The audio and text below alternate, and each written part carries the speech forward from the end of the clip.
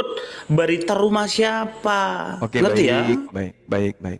Nah, sekarang begini. Kalau menurut Al-Quran dan hadis saudara, itu yang disalibkan Yudas apa Yesus? Orang yang diserupakan kemudian. Orang diserupakan ini kan masih canggung nih. Saya bilang datanya Yudas apa Yesus? Datanya yang saya valid. mengatakan orang yang diserupakan sehingga Yudas pun dianggap Yesus. Karena kenapa? Yudas dibuat serupa dengan Yesus. Data yang valid, data yang jelas. Saya tanya, saya satu pertanyaan ini, data yang jelas. Jangan peserupa-peserupa yang tidak menentu. Ya, data yang jelas, karena gini, karena penyalipan itu menurut data Alkitab itu sudah jelas bahwa melalui melalui siksaan, melalui mahkota duri, melalui cambuk, macam-macam pun terjadi sampai pada penyalipan. Cerita yang muncul belakangan itu, Bang. Cerita muncul belakangan. Sekarang gini. Dulu, saya ini mau menjelaskan, membamparkan supaya yang jelas ini menurut Al-Quran, Yudas apa Yesus. Jangan peserupa-peserupa yang tidak menentu. Yang jelas. Siapa namanya? Bagi kami, umat Islam. Mualaf kamu saya turunkan kalau nggak bisa nih. Yaudah diam biar dijawab sama Bang Juma, kamu diam. Iya. Oke. Bagi kami umat Islam, Nabi kami yang datang kepada Bani Israel bernama Isa putra Maryam itu diselamatkan. Pertanyaannya supaya saya pertegas supaya abang mudah menjawab. Iya, ini mau dijawab, kamu mau baluap, mau dijawab diam biar dijawab.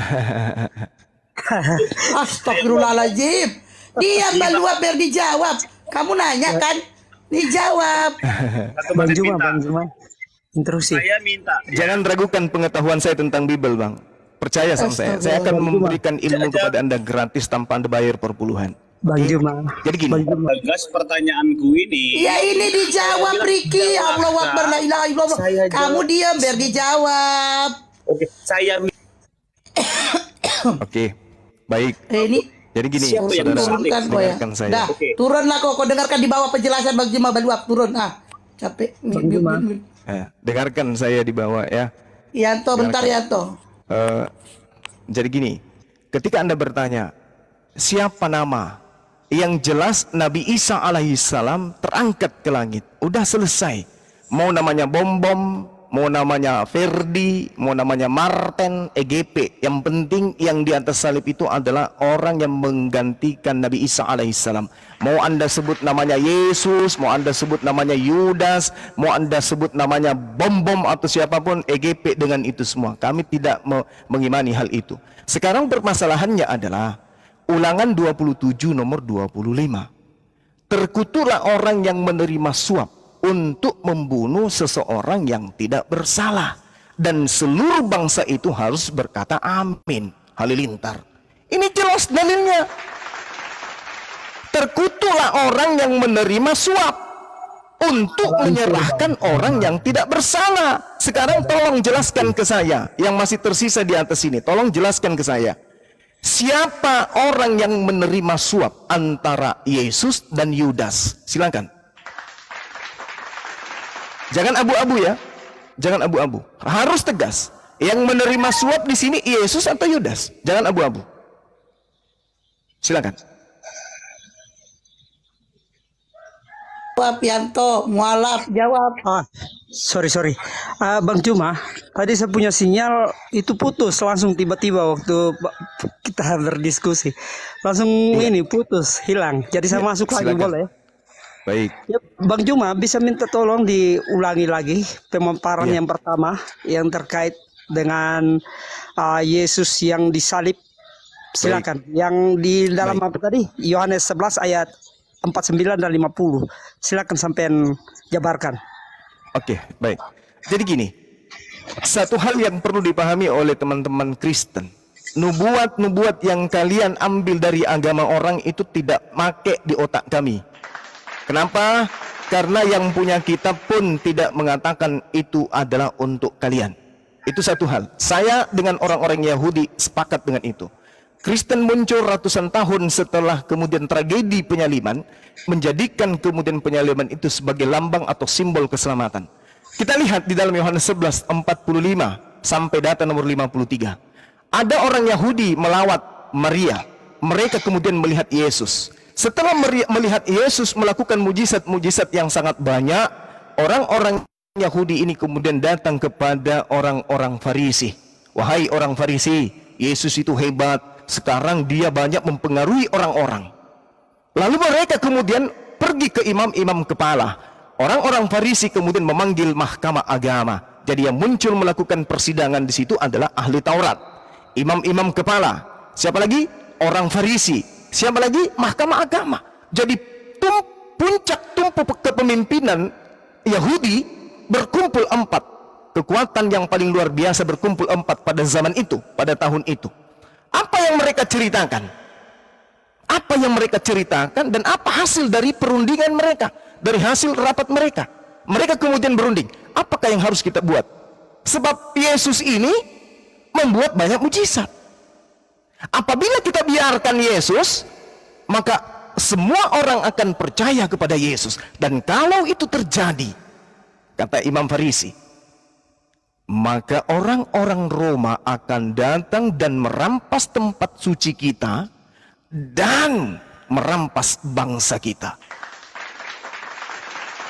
Jadi mereka berunding, bagaimana dengan Yesus ini? Bahaya ini kalau kita biarkan. Sebab kalau makin banyak orang percaya kepada Yesus, maka orang-orang Roma akan datang merampas tempat suci kita dan merampas bangsa kita.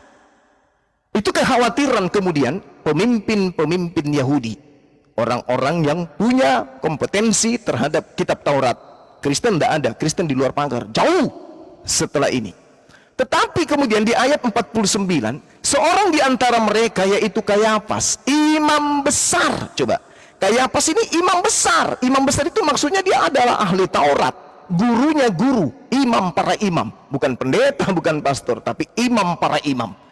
Imam besar pada tahun itu yaitu Kayafas berkata kepada mereka, kalian tidak tahu apa-apa dan kalian tidak insaf, bahwa lebih berguna bagimu. Coba, ini Kayafas yang ngomongnya, imam besar lo yang ngomong, bahwa lebih besar bagimu jika satu orang Yesus mati untuk bangsa kita daripada seluruh bangsa kita ini binasa. Yesus mati untuk bangsa kita daripada bangsa kita ini binasa.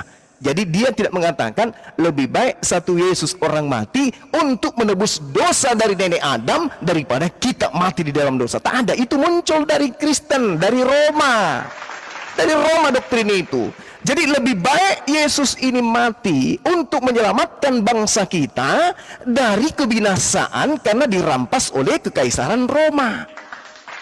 Hal itu dikatakannya bukan dari dirinya sendiri, tetapi sebagai imam besar. Saya ulang, tetapi sebagai imam besar pada tahun itu, sebagai imam besar, Kayafas bernubuat bahwa Yesus akan mati untuk bangsa mereka. Saya ulang, bahwa tahun itu Imam Kayafas, imam besar, bernubuat bahwa Yesus akan mati untuk bangsa kita. Bukan bernubuat Yesus akan mati untuk menebus dosa-dosa kita. Itu tidak ada. Itu tidak ada. Yesus mati di atas tiang salib untuk dosa-dosa kita. Itu adalah rekaman-rekaman yang muncul dari Roma dan Yunani kemudian. Jauh, ratusan tahun baru muncul itu. Puluhan tahun minimal. Jadi, nubuatannya adalah lebih baik Yesus ini mati untuk bangsa kita. Dan bukan hanya untuk bangsa kita saja, tetapi untuk mengumpulkan dan mempersatukan anak-anak Yakub yang bercerai-berai. Artinya anak-anak Elohim yang bercerai-berai. Mulai dari hari itu, mereka kemudian sepakat untuk membunuh Yesus. Ketika mereka kemudian sepakat membunuh Yesus, Yesus ini ingat, Yesus adalah orang benar. Yesus adalah orang jujur. Yesus adalah orang suci. Yesus adalah orang yang tidak ada dosa. Tapi mereka berusaha untuk membunuhnya. Apa yang terjadi setelah orang benar ingin dibunuh? Orang benar ini diselamatkan, dan yang menggantikan adalah pengkhianat, orang fasik. Itu yang perlu saudara pahami. Mana dalilnya? Amsal 21 nomor 23. Amsal 21 nomor 18. Orang fasik dipakai sebagai tebusan bagi orang yang benar, dan pengkhianat sebagai ganti orang yang jujur. Siapa yang berkhianat antara Yesus dan Yudas? Jelas yang berkhianat adalah Yudas. Maka dikatakan pengkhianat sebagai ganti orang yang jujur. Ketika mereka sepakat membunuh Yesus, yang mereka tangkap bukanlah Yesus orang benar, tapi digantikan oleh pengkhianat. Siapa pengkhianat? Yudas. Silakan Anda tanggapi. Ya, terus. Sesuai tema Anda menyatakan Yudas atau Yesus yang disalib, tetapi Anda membahas yang lain. Jadi ya, ternyata terbukti yang disalib itu Yudas. Tanggapi penjelasan saya, Bung.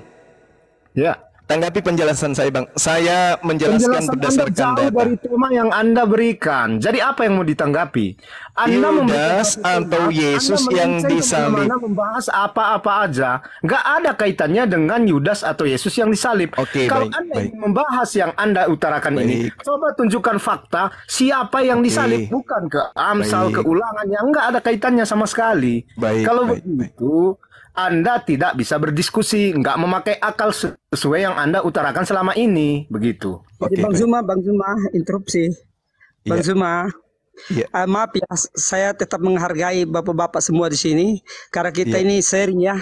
Kita diajar untuk saling lemah lembut dan sikap toleransi. Oke, Bang Zuma, enggak bahwa teman-teman dan Bang Zuma sendiri itu telah dibutakan oleh keempat tadi nih yang sampean sebutkan, mahkamah agama, para imam, para orang-orang orang-orang Farisi. Mereka itu menyebut, mereka menyogok orang-orang serdadu bahwa bukan Yesus yang disalib tetapi orang lain. Itu ada dalilnya di Matius 28 ayat 11. Bang, coba baca, Bang. Jadi sampai sekarang tersiar bahwa Yesus tidak disalib karena perbuatan mereka. Perbuatan mereka yang menyatakan Yesus tidak disalib karena mereka menyembunyikan fakta. Hingga hari ini orang percaya bahwa Yesus itu tidak bangkit. Padahal dia sudah bangkit. Dia selama waktu dia bangkit dari antara orang mati, dia masih 40 hari di dunia. Habis itu dia naik ke surga, Pak. Silakan Bang Juma. Oke, baik. Saya simpel aja, Bung. Saya simpel aja. Saya ingin tanya kejujuran saudara. Bukan iman ya, bukan iman, tapi akal logika. Dan saya mau tahu apakah mata Anda berfungsi dengan baik atau Anda hanya punya mata tapi tak melihat. Galatia 3 nomor 13. Orang yang mati di atas tiang salib ini, orang yang disebut terkutuk atau tidak? Hei Bung, kita sekarang mencari siapa yang disalibkan. Mata masih ada di kepala, Bang. Mata masih ada. Mata Anda masih ada di tempatnya, masih ada mata Anda di situ. Kalau tidak ada, silakan Anda turun. Saya tanya, kitab Anda buka di kitab Galatia 3 nomor 13. Orang yang mati di atas tiang salib ini terkutuk atau tidak? Mata difungsikan. Kalau sudah nggak berfungsi, silakan turun. Saya mau yang berfungsi matanya. Silakan.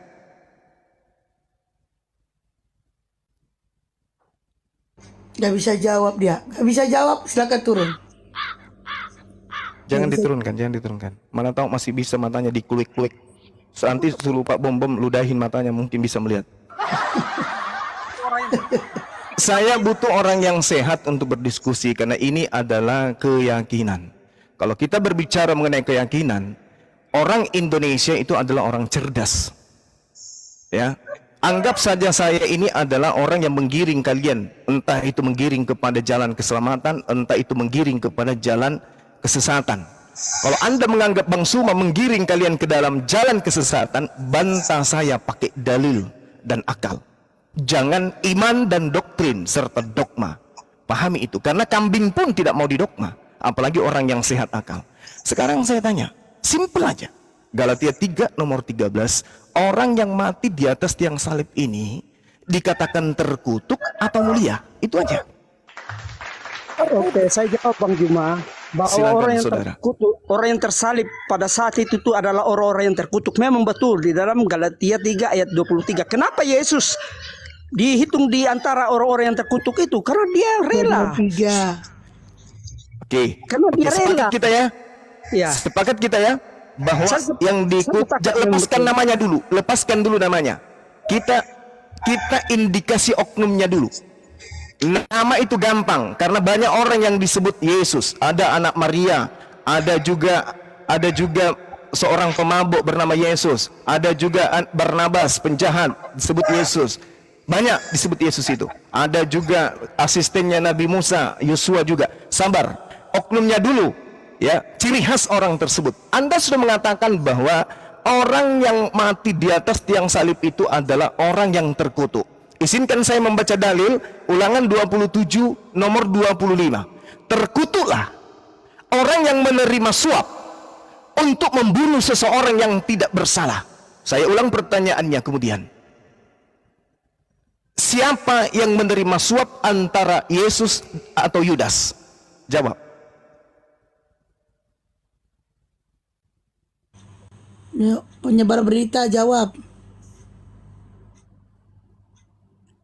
Penyebar berita. Ya. Silakan siapa nih, Bang Riki kah? Tidak, sebelum menurut saya. Enggak. Kalau Yesus itu tersalib itu baca di surat Maryam ayat 33. Sejak aku lahir, mati dan hidup kembali. Itu jawabannya itu. Dan jangan terlalu jauh ke mimpinya, Bang. Jangan terlalu jauh mimpinya. Enggak. Artinya Anda itu kan tidak mempercayai kitab kami, tapi rujukannya dengan kitab kami kan enggak logis namanya itu. Seharusnya dari ayatmu lah. Surat saya tidak percaya kalau Anda belanja di toko saya pakai uang palsu, maka saya membuktikan kepalsuan uang Anda dengan memperlihatkan uang Anda sendiri, gitu loh, Bang. Surat Maryam ayat 33 baca itu, bro. Oke. Al-Quranul Karim menjelaskan bahwasanya mereka tidak membunuh dan tidak menyalibkan. Terus apa artinya surat Maryam ayat 33? Sejak aku lahir, mati dan hidup kembali. Berarti dia udah lahir. Udah mati dan hidup kembali. Anda berbohong. Dia sudah lahir. Anda berbohong dengan ayatmu. Jangan pakai rujukan. Dia sudah lahir. Kemudian itu kan dia sejarah. wafat. Kemudian dia bangkit. Kitab Anda itu kan semua manusia itu memiliki 3 fase dalam hidupnya. Lahir, wafat, bangkit. Yesus adalah utusan Tuhan. Dia tidak dimatikan oleh Tuhan. Dia diangkat ke langit untuk datang kedua kalinya sebagai hakim kepada orang-orang yang menyelewengkan ajarannya. Dia akan datang mengatakan, hei, yang kau bunuh itu bukan aku, yang kau bunuh itu adalah orang yang diserupakan dengan aku. Bang Suma sudah menjelaskan kepadamu pada awal tahun 2024 bahwa yang mati di atas tiang salib itu adalah orang yang terkutuk. Dan itu tertulis dalam kitabmu. Terus kenapa kamu mau kali aku yang disalib? Padahal aku tak terkutuk, aku manusia suci. Kenapa aku harus yang harus kalian jadikan terkutuk? Bukankah di dalam kitab kalian sendiri yang Anda gunakan dari kitab orang lain?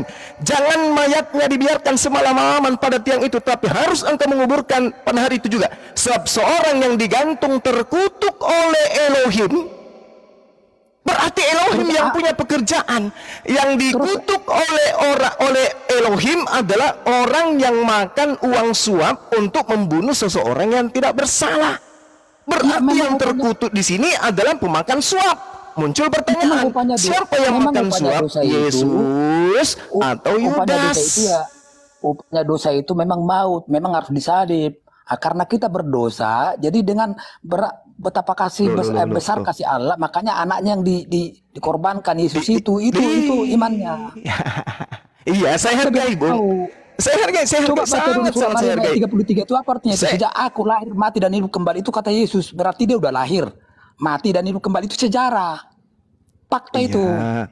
Iya. Fakta itu. Jadi kitab kami itu setengah itu sejarah, dua per tiga itu firman.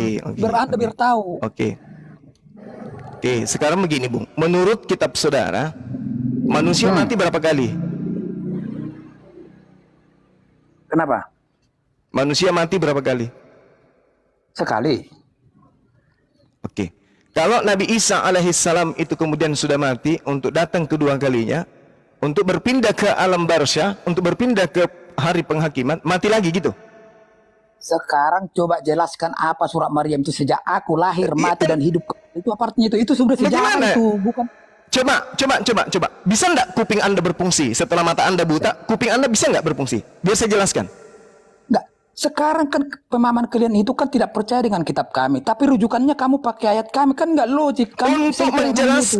Untuk menjelaskan kepada si pemilik bahwa yang dia pakai itu seharusnya kamu comot, seharusnya keseluruhan kamu yang percaya. Nggak bisa. Kita ingin membuktikan kebenaran Al-Quran dengan kitab kami, itu semua jangan dipercaya. Sementara kamu rujukannya dengan kitab kami, itu logiknya kemana? Al-Quran saya mengatakan begini. Yang dibunuh itu adalah orang yang diserupakan. Yang dibunuh itu adalah orang yang menggantikan. Ini yang kita bahas. Inilah yang kita bahas. Siapa yang diserupakan? Pertanyaan yang sama. Siapa yang makan suap? Sekarang yang diserupakan siapa di kitab kami tertulis itu? Siapa yang diserupakan? Ada nggak? Sekarang saya tanya, siapa yang makan suap? Di kitab kami yang diserupakan siapa? Tidak disebutkan siapa yang disebut yang menggantikan. Anda itu bernarasi Anda itu, sementara di kitab tidak ada yang digantikan. Sekarang saya tanya, siapa yang makan suap? Pokoknya yang berdosa, kalau hukum Taurat dulu siapa yang berdosa upahnya maut. Saya tanya sekali lagi, siapa yang makan suap? Ulangan 27 nomor 25, terkutuklah orang yang menerima suap. Karena Anda tidak mempercayai kitab kami karena itu sudah dirubah. Jangan rujukannya dengan kuping, itu. Bung. Setelah mata Anda itu buta, kupingnya mudah-mudahan masih bisa berfungsi. Terkutuklah orang yang menerima suap untuk membunuh manusia yang tidak bersalah. Yang tidak bersalah Yesus. Yang makan suap adalah Yudas. Pasang kuping. Makanya Al-Quran mengatakan kepada kalian, summum bukmun umyum fahum la yarji'un. Kalian itu buta, bisu, tuli, disebabkan kalian itu tidak mau mengetahui akan kebenaran. Ini jelas ini. Terkutuklah orang yang menerima suap untuk membunuh seseorang yang tidak bersalah, dan seluruh bangsa itu harus berkata amin, halilintar. Kan jelas dalilnya.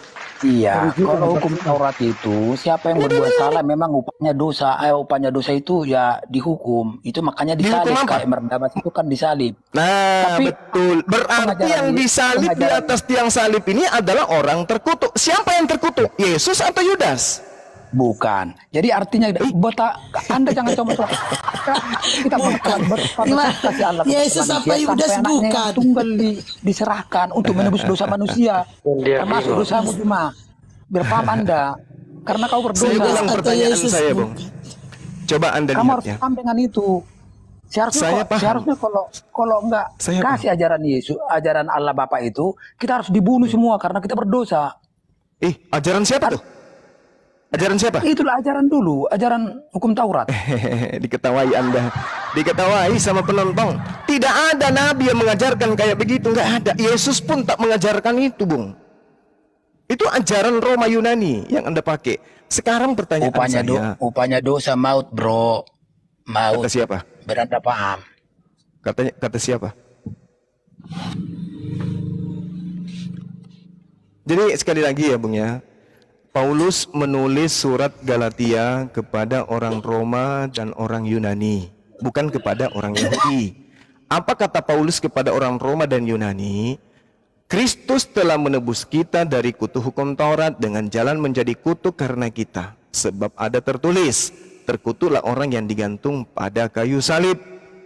Ini menurut Paulus. Nyambung tidak dengan pengakuan Tuhannya Abraham, Ishak dan Yakub di dalam Ulangan 21 nomor 23. Di sini dikatakan, jangan mayatnya dibiarkan semalam-malaman pada tiang, tetapi haruslah engkau menguburkan dia pada hari itu juga. Sebab manusia atau orang yang digantung terkutuk oleh Tuhan, janganlah engkau menajiskan tanah yang diberikan Tuhan. Nah, kita lihat tanda-tanda orang yang dikutuk oleh Tuhan adalah mati tergantung. Satu. Tanda-tanda orang yang dikutuk oleh Tuhan makan uang suap. Dua. Tanda-tanda orang yang dihukum oleh Tuhan adalah berkhianat. Amsal 17 nomor 23, orang fasik menerima hadiah suap dari pundi-pundi untuk membelokkan jalan hukum. Artinya ada pemutarbalikkan fakta. Amsal 17:23. Nah, sekarang permasalahannya adalah menurut kitabnya Yahudi, yang digantung di atas tiang salib itu adalah orang yang dikutuk oleh Elohim. Salah satu orang-orang yang dikutuk diantaranya adalah yang makan suap. Yesus dan Yudas adalah orang Yahudi. Menurut hukum Yahudi, yang dihukum ini orang yang terkutuk atau orang yang benar. Sederhana bukan?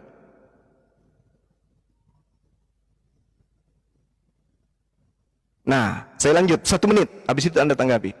Setelah mereka mengetahui Yesus ini orang benar, dia mampu bermujizat, dia mampu menyembuhkan orang sakit dan seterusnya, berarti Yesus ini orang besar, orang benar.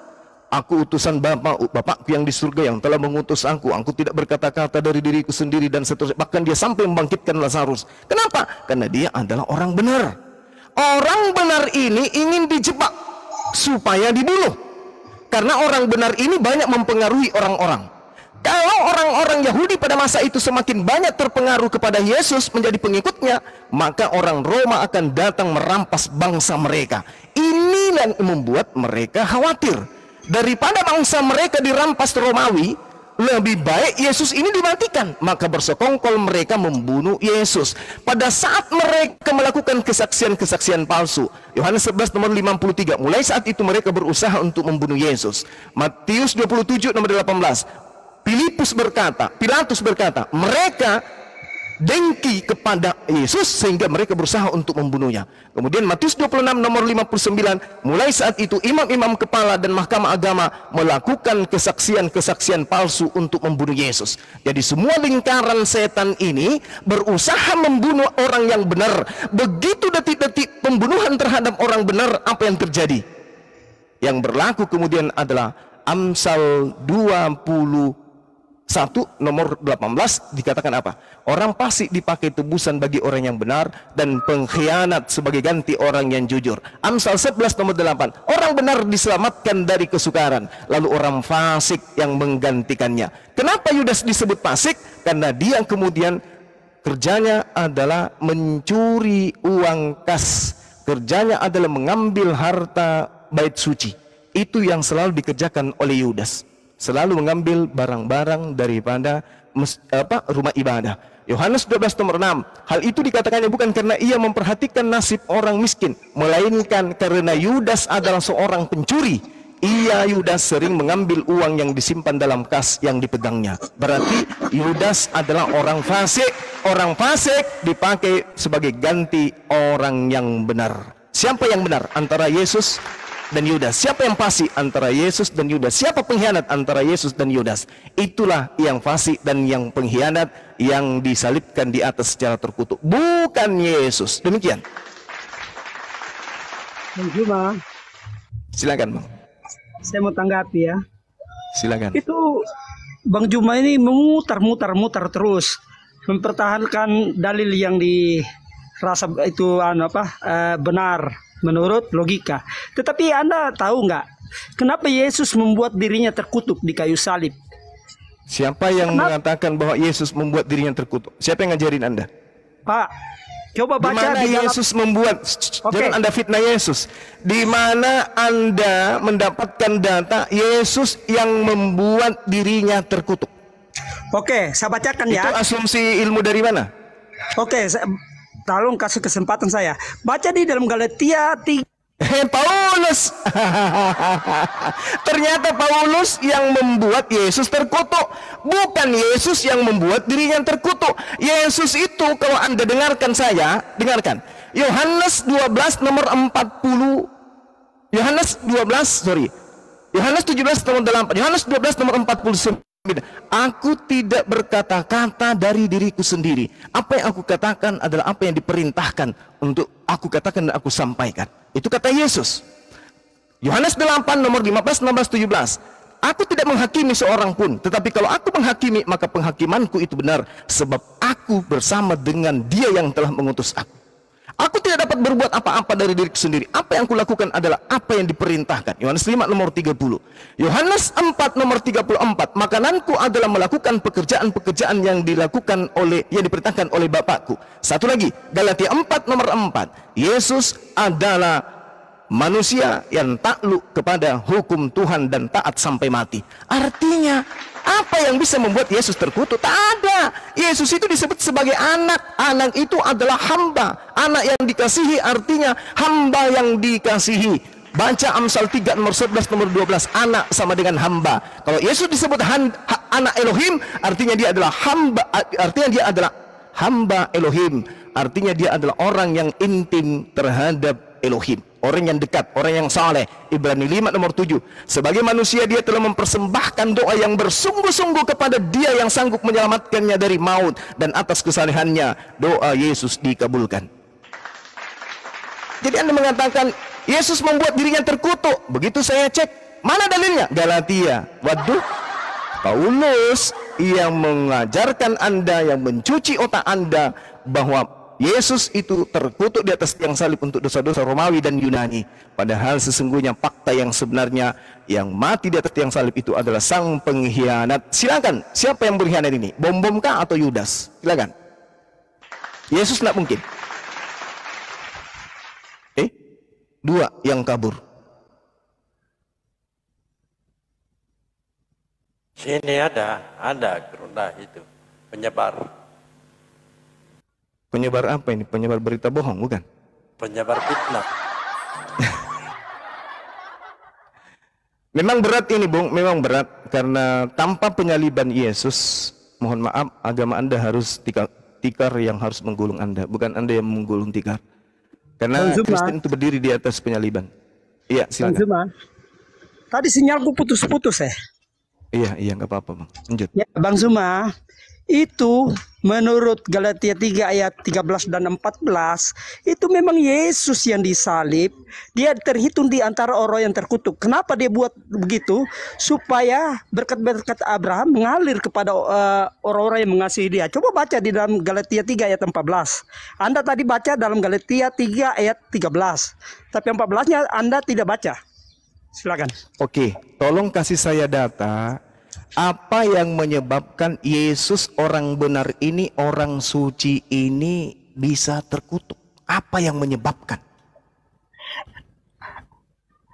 Jadi gini Bang Juma, jangankan Bang Juma, Thomas saja murid Yesus tidak percaya Yesus itu disalib. Jadi jangankan Anda kan anak kemarin. Jadi murid Yesus saja si Thomas. Siapa bilang? Siapa bilang? Ceritanya bukan kayak begitu. Dengar dulu, sebelum tangan saya cucukkan ke tangannya, saya tidak percaya bahwa Yesus itu disalib. Itulah Thomas, itu udah muridnya, jangankan Anda. Jadi makanya buka kacamatamu. Sekarang begini, Bung. Memang harus ada yang disalib. Salib itu harus terjadi. Bukan keinginanmu Petrus yang terjadi, tapi keinginan Bapa. Apa keinginan Bapa? Menyalibkan orang terkutuk. Ini yang sedang kita bahas. Anak manusia akan pergi. Dengarkan. Pengakuan Yesus sendiri. Matius 26 nomor 24. Anak manusia akan pergi sesuai dengan yang tertulis tentang dia. Yesus yang mengatakan. Akan tetapi, celaka orang yang olehnya anak manusia itu diserahkan. Adalah lebih baik bagi orang itu kalau dia tidak dilahirkan. Penyaliban itu harus terjadi. Tetapi yang menjadi permasalahan, yang disalib ini orang benar atau... Itu sudah tertulis itu akan terjadi. Kenapa Anda tidak percaya dengan itu? Terjadi penyaliban. Permasalahannya yang disalib ini orang terkutuk atau orang benar? Itu yang jadi permasalahan, Bung.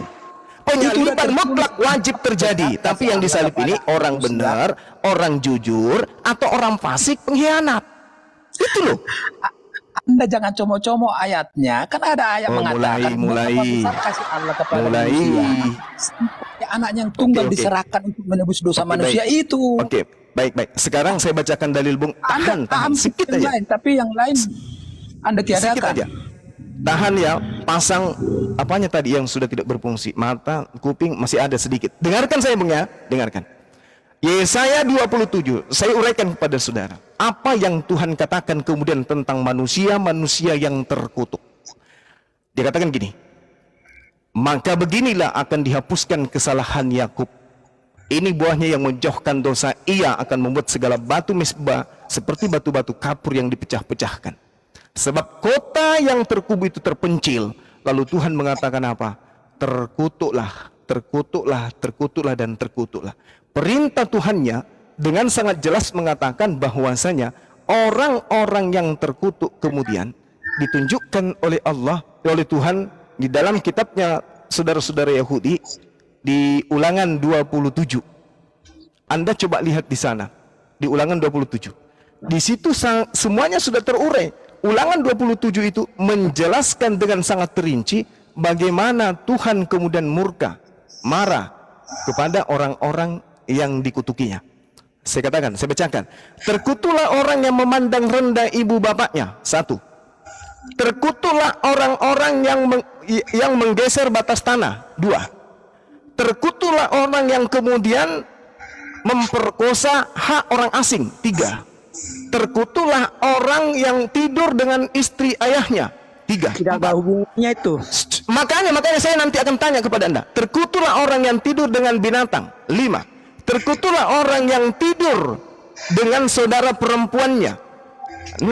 Terkutuklah orang yang tidur dengan mertua perempuannya. 7. Terkutuklah orang yang membunuh sesamanya manusia dengan sembunyi.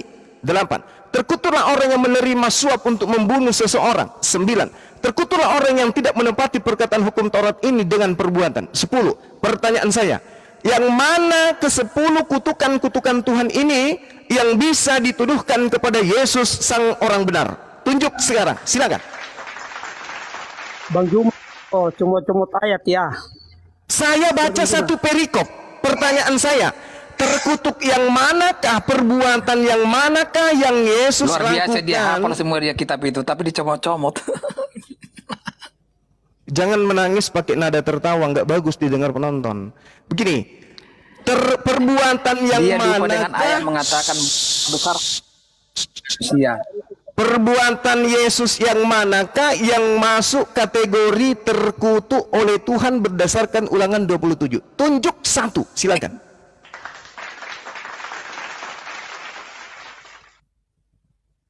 Yang menyebabkan Tuhan mengutuk Yesus sehingga dia harus mati dengan cara terkutuk, perbuatan yang mana yang Yesus lakukan? Meniduri mertua tidak, menggeser batas tanah tidak, apalagi meniduri istri ayahnya tidak, apalagi suap tidak, terkutuk menerima suap tidak juga, apalagi membunuh sesamanya dengan cara sembunyi tidak juga, menghilangkan hukum Taurat tidak juga. Lalu yang mana yang membuat Yesus harus mati di atas tiang salib? Karena Tuhan mengatakan dalam Ulangan 21 nomor 23, terkutuklah orang yang dihukum secara terkutuk oleh Tuhan Elohim. Jangan kau biarkan mayatnya semalam-malaman. Makanya Yesus sebelum maghrib Sabat langsung diturunkan, karena dia terkutuk menurut hitungan orang Yahudi. Sekarang pertanyaannya, dosa apa yang Yesus lakukan sampai dia harus mati terkutuk? Tidak ada kan? Nah, jadi Kristen muncul beberapa dekade berikutnya mengajarkan bahwa dosa-dosa kita dihapuskan karena Tuhan kita datang mati di atas tiang salib untuk menebus dosa kita. Itu adalah ajaran yang berbeda dari bidat, ajaran pagan yang ambil tragedi itu sebagai jurus untuk menyelamatkan manusia. Itu yang perlu Anda pahami. Saya pamit 10 menit, saya ibadah dulu. Silakan. Terima kasih teman-teman. Lanjut.